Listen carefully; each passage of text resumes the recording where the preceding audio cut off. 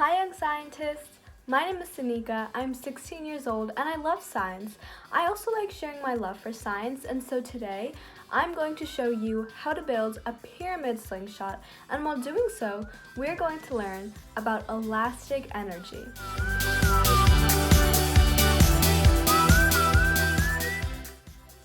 So first let's build our slingshot. Here's what you'll need. You'll need 9 wooden skewers, 3 rubber bands, 1 small cup. It can be, so I have a paper cup, but it can be a plastic cup, but anything of this shape, tape, and if you're like me and you can't rip tape with your hands, and then a pair of scissors.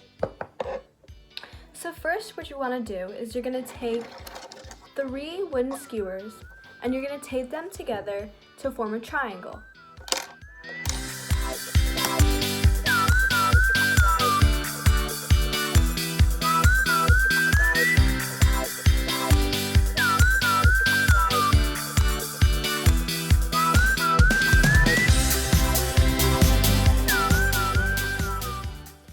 It should look something like this.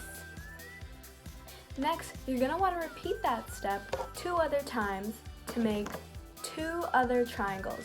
So in total, you should have 3 triangles. So pause this video if you need to help catch up. So after you have your 3 triangles, you're going to want to tape them together to form a pyramid.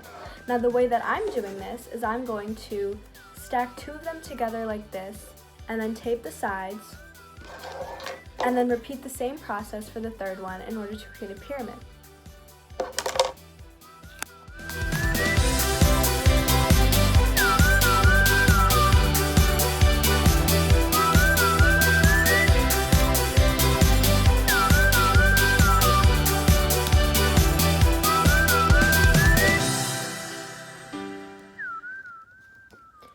And your pyramid should look something like this.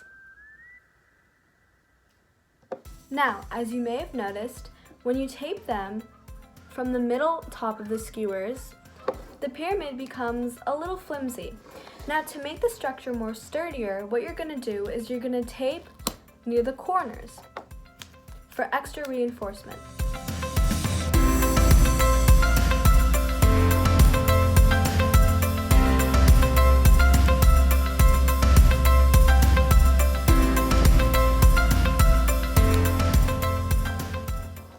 Now, because you tape near the corners, your pyramid should be more sturdier.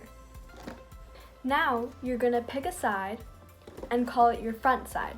And on the front side, you're going to tape 3 rubber bands onto the middle parts of the skewer.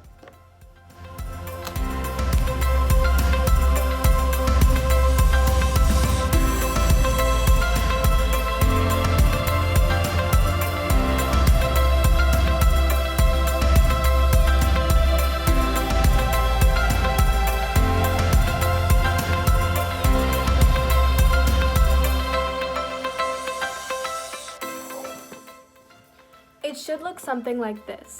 The rubber bands are on each side of the triangle on this frame. Next, take your cup and tape the rubber bands evenly around the edge of the cup.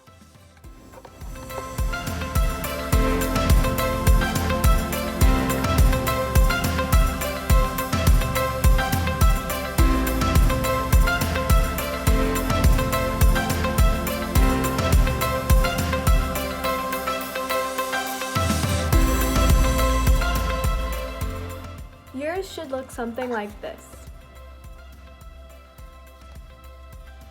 Finally, you want to make sure that your rubber band doesn't rip through the tape. So what you want to do is you're going to take your tape again and add a 2nd layer around each connection.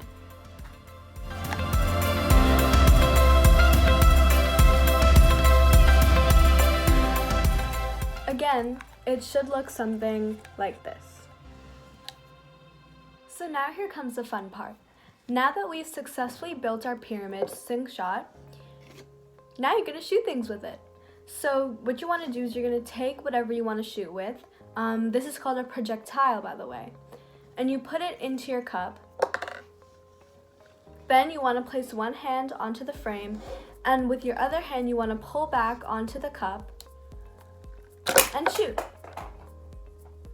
Just like in our catapult, when I transfer energy from my hand to the rubber bands, it becomes stored energy or potential energy.